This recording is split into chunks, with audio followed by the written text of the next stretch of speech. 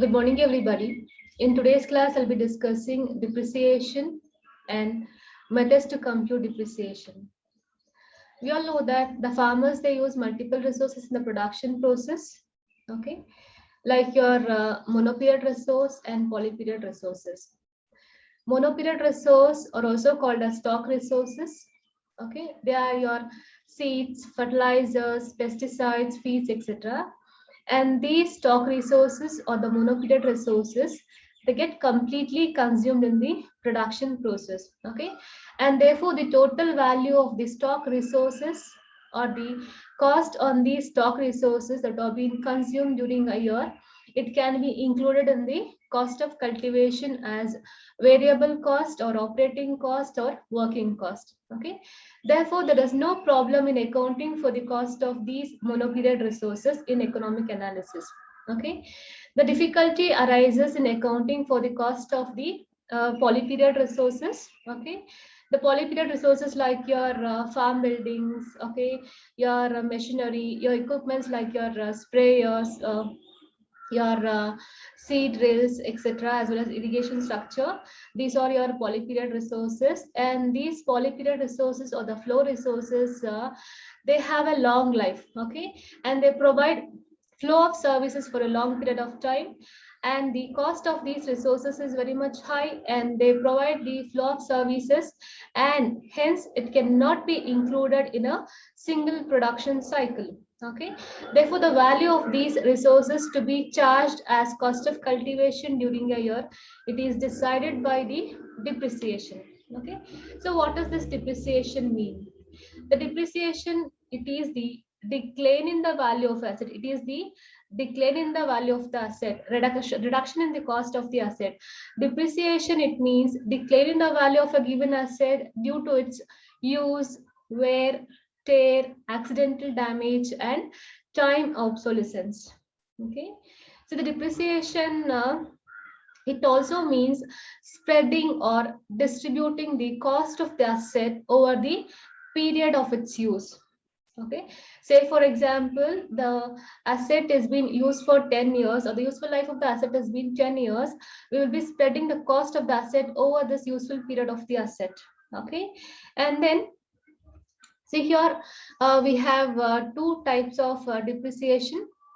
Okay, that is use depreciation as well as time depreciation. Okay, use depreciation, when an asset is being used, okay, it is going to undergo wear and tear, and hence the reduction in the asset value, okay, it happens, and it is termed as the use depreciation. Okay, and then coming to the time depreciation, see, suppose even if you do not use your asset, its value is going to decline over the period of time. Maybe because, okay, the asset may become outdated or outmodeled or goes out of fashion. Okay, and this decline in the value of the asset because of non-use, okay, due to its time dimension, is referred to as your time depreciation. Okay, and in order to compute the depreciation, we need information on several aspects, like your original cost of the asset, that is the purchase value of the asset, useful life of the asset, and the junk value. Okay, and coming to the useful life of the asset, what does this useful life mean? See, the useful life, it is the number of years that an asset provides its services to the farm business. Okay, or in other words, it is the age at which the asset completely wears out. Okay, it is the useful life. Okay, it is the useful life, it is the number of years that an asset provides its service to the farm business. Okay, and this useful life, it varies, okay, with the type of the assets. Okay, this is the useful life of the asset. And then it is the junk value, which is also called as your salvage value or the scrap value or the terminal value. Okay, so the junk value, it means it is the value of the asset, okay, at the end of its useful life. Okay, or in other words, it is the amount which the farmer is going to receive when he disposes the asset after its completion of the expected life. Okay, once the expected life or the useful life has been completed, okay, the farmer is going to receive some nominal amount for the disposal of that asset. Okay, that is referred to as your junk value or the scrap value or the terminal value and the salvage value. Okay, and coming to the computational methods. Okay, like methods to compute depreciation. So in order to compute a depreciation, there are several methods, and each method, it has its application. It varies with that of their situations, as well as the rate at which asset loses its value. Okay, so these are the methods that have been there. The first one is your straight line method. Second is your diminishing balance method.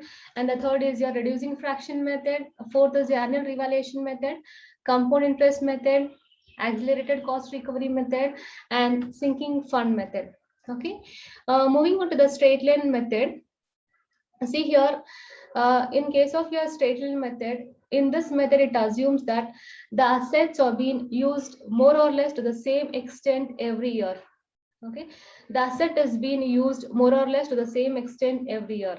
Okay, therefore, the depreciation during each year, okay, the depreciation that we compute each year is the same. Okay, so it is also known as, since the depreciation that we are going to compute is same across the year, okay, it is also referred to as your fixed installment method. Okay, see here, actually in reality, the actual depreciation will not remain same year after year. The in reality, the actual depreciation will not remain same over the years. Okay, it may be more during the early years. Okay, the depreciation, especially in case of your machineries, it could be more during the earlier years. Okay, because the asset whenever the asset is brand new, it will be put to intensive usage, and hence the wear and tear will be rapid. Okay, therefore in the initial years the asset depreciates at a faster rate. Okay, and as time passes, it will be the depreciation of the asset during the later year will become lesser and lesser, because as it becomes older, okay, the usage of the asset is also gradually going to decrease, and hence the wear and tear too is less. Okay, and but as this in case of your straight line method, the depreciation, it remains same throughout the years. Okay, and therefore this is one of the drawback of the straight line method or the fixed installment method. So this method, it is going to underestimate the depreciation in the initial years and overestimate the depreciation during the later part of the year. Okay, and therefore, okay, here, see here, there is a formula to work out this depreciation using straight line method. That is, the depreciation is equal to the original cost of the asset or the purchase price of the asset minus junk value of the salvage value, whole divided by the expected life of the asset. Okay, the expected life of the asset or the number of useful, okay, years of life. Okay, this is how the depreciation charge during a year is being worked out using the straight line method or the fixed installment method. See, however, the depreciation that is being computed using the straight line method is it's very much simple, and it is also very much easy and satisfactory also, because the margin of error is less in case of a straight line method. Okay, and okay, and further, we will have an example here to see how this depreciation has been worked out by using a straight line method. See here, then example, that is the cost of an equipment has been given out to be as 8,000 rupees, and it is the expected life of the asset is 10 years. Okay, and the junk value of the equipment is around 500 rupees. I'm sorry, and the annual depreciation would be, okay, that is if we fit all these figures into the formula, that is the original cost of the asset is 8,000 rupees, and the junk value is around 500 rupees, and the expected life of the asset is 10 years. So it is the 8,000 minus 500 rupees whole divided by 10, that will comes up to a value of rupees 750 rupees. Okay, and see here, In this method, in case of your straight line method, the expected life of the asset is 10 years, and we see that the annual depreciation is 750 rupees. That is, it remains same throughout this the useful life of the asset. It is 750 rupees. Okay, and see here, like this is the actual value of the asset is 8,000 rupees, and the annual depreciation is 750 rupees. And if we subtract the 8,000 minus 750 rupees, we are going to get the 7,250 rupees. That is the remaining balance of the asset at the end of the year. Okay, so here again, when we subtract your 750 rupees from the actual value of the asset in the second year, the end value of the asset in the second year will be 6,500 rupees. And in case of your straight line method, however, the annual depreciation, it remains same throughout the years. Okay, this is about your straight line method. And then moving on to the diminishing diminishing balance method. See, in case of your diminishing balance method, here the depreciation, it will not remain same. In case of your straight line method, I said the depreciation, it remains same throughout the years. Whereas in case of your diminishing balance method, the depreciation will not remain same. Okay, it will change according to the reducing balance. Okay, I'll just explain what is this reducing balance in the coming slide. That is, this depreciation is going to change according to the reducing balance. And in this diminishing balance method, while we calculate the depreciation, we take current value of the asset every year. Okay, see here, in order to compute the depreciation using the diminishing balance method, we are going to work out the depreciation rate. This is the depreciation rate we are going to work out, and this depreciation rate, it will be fixed and it will be same across the useful life of the asset. Okay, and we are going to multiply this depreciation rate with that of the balance amount of the asset that has been left over at the end of each year. Okay, that is, this rate of depreciation, it will be applied to the balance value of the asset at the beginning of each year. Okay, until the salvage value has been reached and no further depreciation has been possible. Okay, see, in this method, the depreciation charges will be higher during the initial years of the asset and lower during the later part of the year. Okay, and this is also true like how the machine depreciates. And then here, moving on to the computation method. So in order to work out the depreciation by using the diminishing balance method, this is the formula we have, that is the depreciation rate, okay, as well as the value of the asset at the beginning of the year. See here, the depreciation rate has been worked out as 1 minus nth root of your salvage value by the original cost multiplied by the 100. See here, as I said, the depreciation rate, that will be fixed over the years, and we are going to multiply this depreciation rate to the remaining depreciated value of the asset. Okay, or this depreciation rate, it will be applied to the balance value of the asset at the beginning of each year. Okay, and this will be more clear when I get into the example.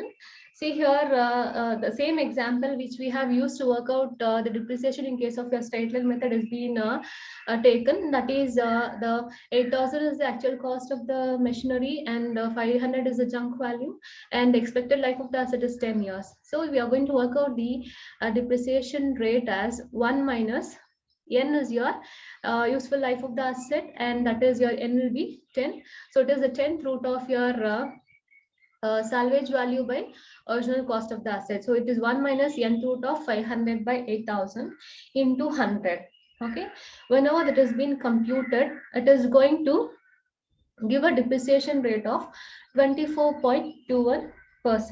Okay, and here this depreciation rate it will be common, or it will be fixed across the useful life of the asset. See here, in case of your this depreciation rate, it will be applied to the value of the asset, okay, at the beginning of each year. Okay, and that is going to give us the depreciation. See here, the value of the asset at the beginning of the year in the first year is 8,000 rupees. Okay, so it is, the depreciation rate is 24.21% multiplied with the 24.21% of your 8,000, okay, it will condense to 1,936.8 rupees is the annual depreciation, okay, in the first year using the diminishing balance method. And this depreciation value, it will be subtracted from the actual cost or the original cost of the asset, okay, and this is going to give you the a value of 6,063 rupees, and it is the value of the asset at the end of the first year, okay, and this is called as your the closing balance of the asset during the first end of the first year, and the closing balance at the end of the first year will be taken as the opening balance or the value of the asset in the second year, okay. Okay, that is it is the actually it has been there is some mistake in editing these values.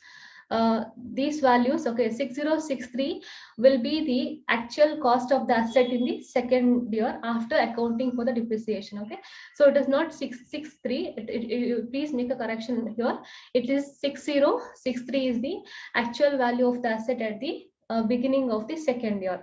So we are going to again consider 24.21% of your 6063 will be your 1,467 is the depreciation in the second year, okay. So we are going to subtract this depreciation value, that is 1,467, from the actual value of the asset in the second year. So we are going to get a value of 4,595, okay. This closing balance in the second year will be taken as the opening balance in the third year, that is the actual value of the asset in the third year is 4,595 rupees. Please ignore this column, okay. And then it's some error has been there in typing, so you can consider this 4,595, okay, 4,595 as the actual value of the asset at the beginning of the third year, okay, like that. And then again, if you consider 24.21% of your 4,595, then you're going to get a depreciation value of around 1,112 rupees, okay. This is the depreciation in the third year. And again, if you subtract this depreciation value, okay, with that of the actual value of the asset in the third year, you're going to get the value of 3,482. This is the value of the asset at the end of the third year, okay. Again, this will be carried out at the carried out in the fourth year as the actual value of the asset in the fourth year, and this is how the depreciation has been worked out using the diminishing or the declining balance method. And see here, you can see that the annual depreciation is declining over the years, okay. And this is how the depreciation has been worked out in case of your diminishing balance method or the decreasing balance method, okay. And then now moving on to the next we will move on to the third method of computing the depreciation, that is reducing fraction method or the sum of years digit method. See here, in case of your reducing fraction method, the annual depreciation is being computed by multiplying the amount to be depreciated by a fraction, okay. See here, I'll show in the formula. This is the fraction, okay. This is the depreciable value. Original cost minus the scrap value or the salvage value is the depreciable value. We are going to multiply the depreciable value, that is original cost minus salvage value, or the amount to be depreciated with that of your fraction, that is ROI by S. I'll explain you what does this fraction means. Your RY is equal to your DY is your depreciation value for the year, and your RY is the years of useful life remaining at the beginning of the year. Say for example, if you take useful life of the asset is 10 years, and in the first year the years of useful life remaining at the beginning of year is 10, okay. Likewise, and coming to the years, it is the sum of the digits, okay, from 1 through the useful life of the asset, or it is simply the sum of the years of the life of the asset, and it has been computed as n into n plus 1 whole divided by 2, okay. And your OC is your original cost, the purchase value of the asset, and SV is your salvage value of the asset. See, and there's one more thing. This reducing fraction method is also called as the sum of the years digit method. See here, the S value, the value S, that is the sum of the years of life of the asset has been computed as n into n plus 1 divided by 2. There is one another way to compute this S. Okay, that is why it is named as sum of the years digit method. That is, if you sum of the values, okay, starting from in the if you sum of the values, okay, suppose if you consider the total of all the digits of the life of an asset, say for example it's 10 years. If you add all the digits from 1 to 10, you're going to get the same value as the formula like n into n plus 1 by 2, which gives. Okay, if you add the total digits, okay, of the life of an asset, say for example 10 years, if you add 1 plus 2 plus 3, likewise up to 10, if you add the digits, we are going to get the value which is same as that of your this formula. So here the beauty lies, and therefore the reducing fraction method is also referred to as your sum of years digit method. Okay, and we'll solve an example here. See here, the example remains same as that we use for your diminishing balance method as well as for your straight line method. That is, the actual cost is 8,000 and the junk value is 500 rupees, and the expected life of the asset is 10 years. And here we'll be computing the your RY. That is your years of useful life remaining at the beginning of the year. Okay, it is 10. In case of your first year, the years of useful life remaining at the beginning of year is 10, and your yes, okay, that is the sum of the digits from 1 through the useful life of the asset, it is 55. That is n into n plus 1 whole divided by 2. Your n is equal to number of years of useful life, that is 10. So it is when you substitute these values, that is the n in this formula, you're going to get the yes, that is 10 into 10 plus 1 by 2. 10 into 10 plus 1, that is 10 into 11, that is 110 by 2. It is going to give you value of 55. Or if you add the sum of digits in the years of the life of the asset, that is 1 plus 2 plus up to 10, you're going to get same value, that is you're going to get the 55 value.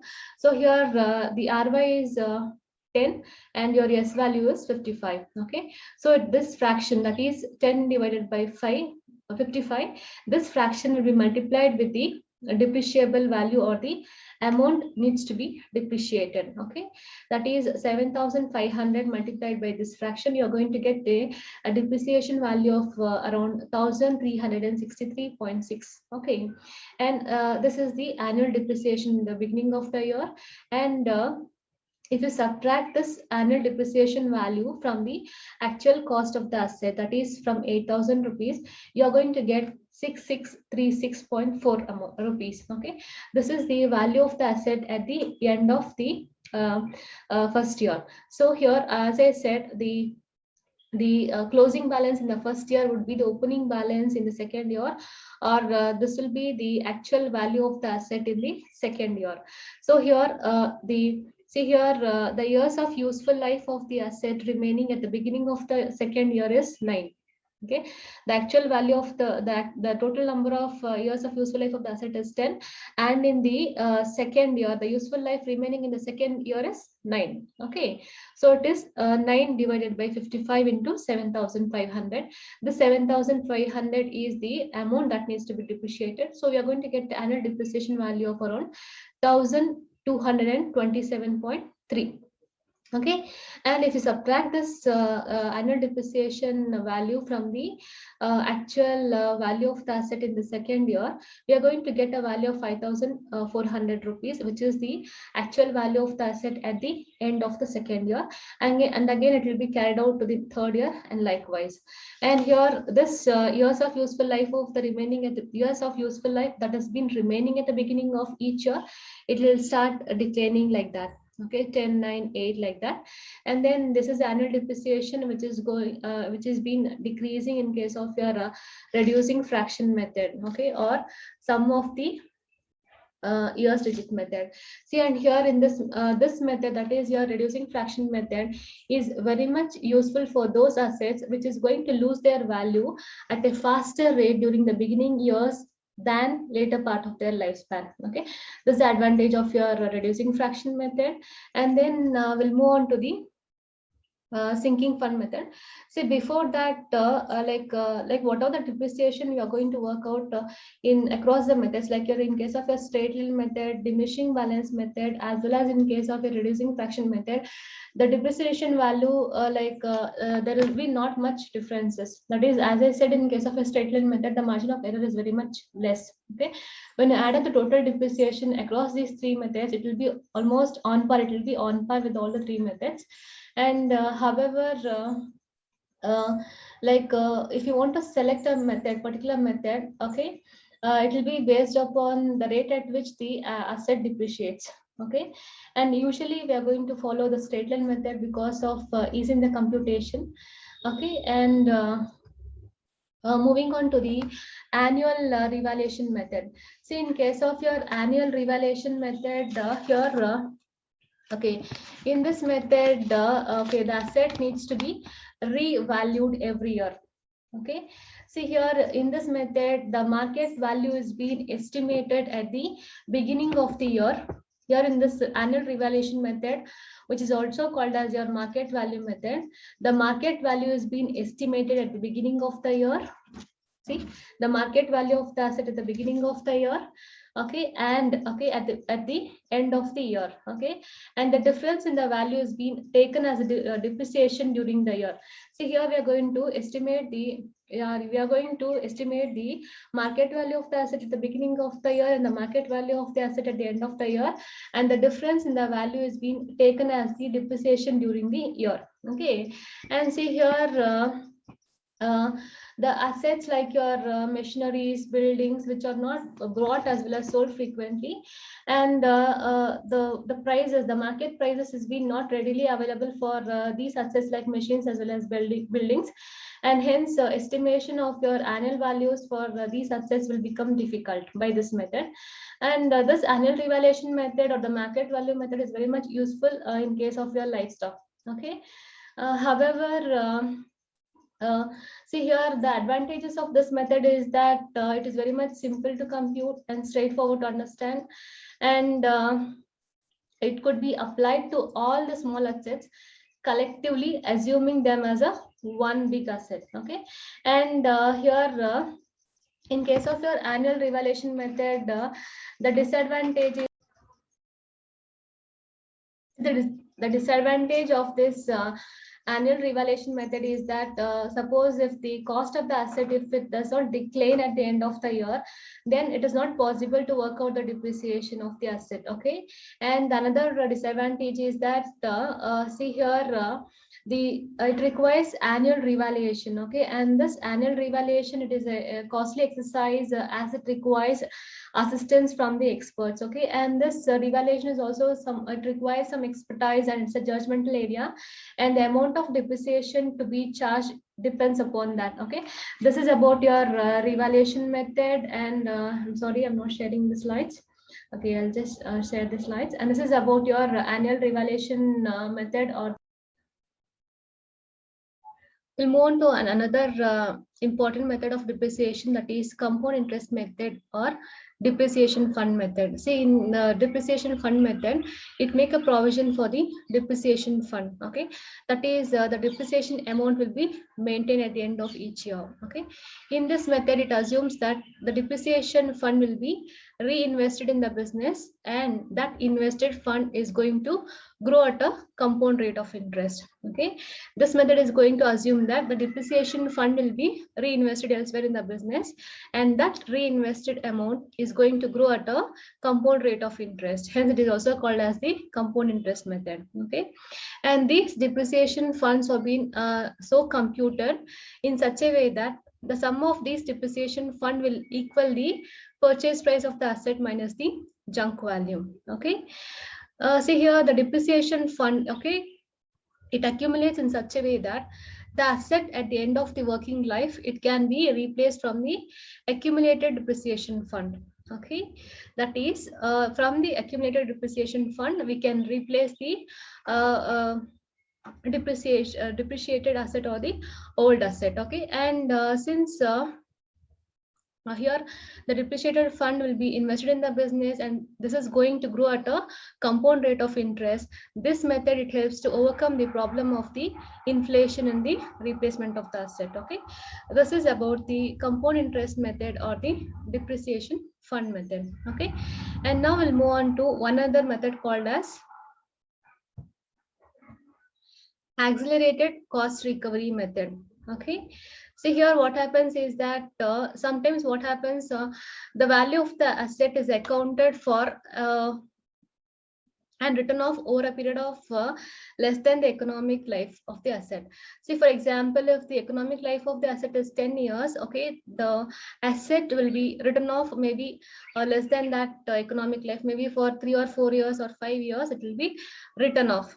Okay, and this accelerated cost recovery method, it is very much useful in case of your for tax purposes, where higher depreciation provisions will be made during the initial years of the asset, thereby the taxable income will be is going to be reduced. Okay, and here see, the value of the asset is recovered over the period of less than the economic life of the asset. Say, for example, if as I said, suppose if the economic life of the asset is 10 years, then the value of the asset is recovered over a period of 3 to 5 years. Okay, so here the government of India, it permits the accelerated cost recovery method for selective machineries that are being used in some industries, and even for your pollution control method.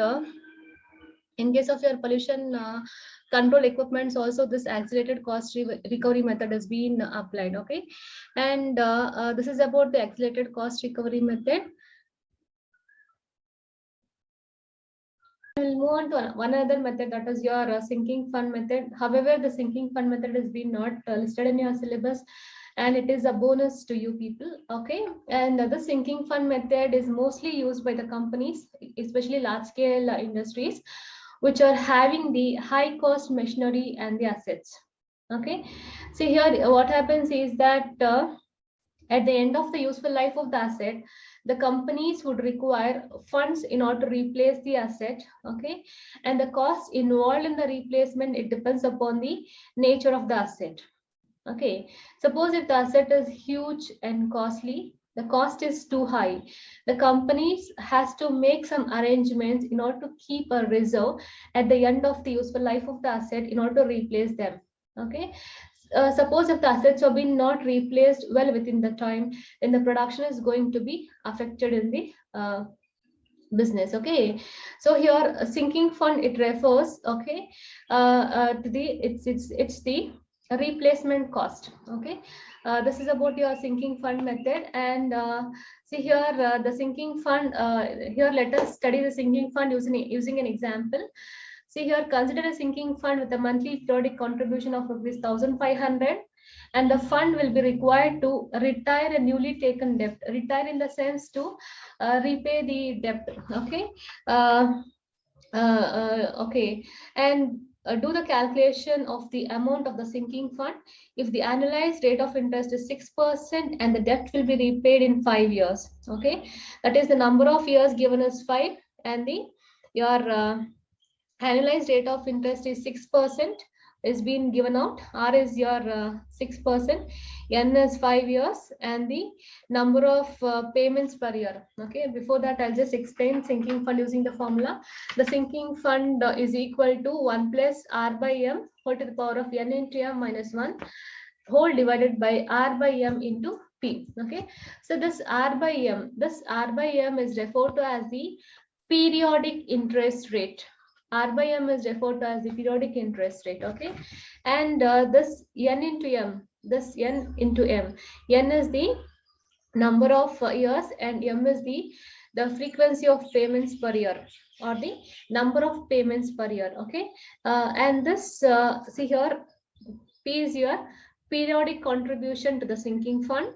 Your R is annualized rate of interest, and N is equal to number of years, and M is equal to payments per year. Okay, this is how the sinking fund has been worked out. R by M is referred to as your periodic interest rate. Okay, R by M is referred as a periodic interest rate. R is the interest rate. M is the frequency of payments per year or the number of payments per year, and this N into M is referred as your total number of periods, that is the number of years into frequency of the payments per year. And the values which are being given out here has to be substituted into the formula, and if you work it out, the number of payments per year, that is M is equal to 12, that is the frequency of payments per year is 12, the periodic contribution is 1500 rupees, and when you substitute all these figures in the sinking fund formula, that is you're going to get a value of around 1,04,655. Okay, that is 1,04,655 is the sinking fund that the company is required in order to meet in order to repay the entire debt in 5 years from now. Okay, this is about depreciation and methods to compute depreciation. If any doubts, if people are welcome to clarify that at any part of the time. Okay, and thank you for your patience listening.